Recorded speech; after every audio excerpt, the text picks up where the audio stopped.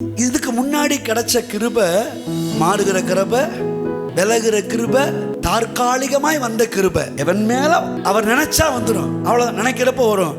ஆனா நம்மை ரட்சிப்பதற்கு அவர் கொடுத்த கிருபை மாறுற கிருபையும் கிடையாது, விலகுற கிருபையும் கிடையாது, அவர் இப்போ நினைச்சதுனால கொடுத்த கிருபையும் கிடையாது.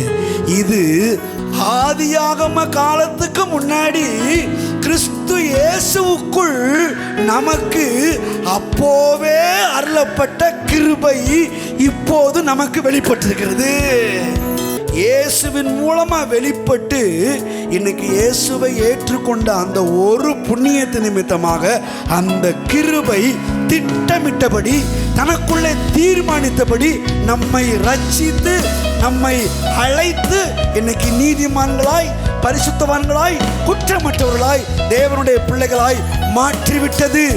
ஹல்லேலூயா. இப்போ எப்படி சொல்றேன்?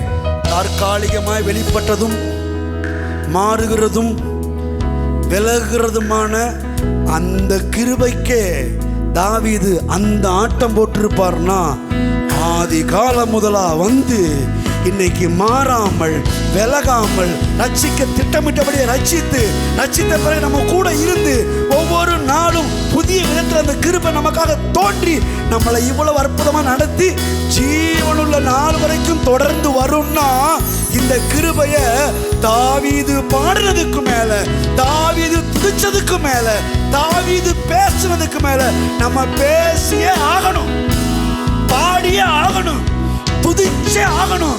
ஏன்னு கேட்டா அப்படிப்பட்ட விதத்துல இன்னைக்கு நமக்கு அருளப்பட்டிருக்கிறது, அப்படிப்பட்ட விதத்துல இன்னைக்கு நமக்கு வெளிப்படுத்தப்பட்டிருக்கிறது.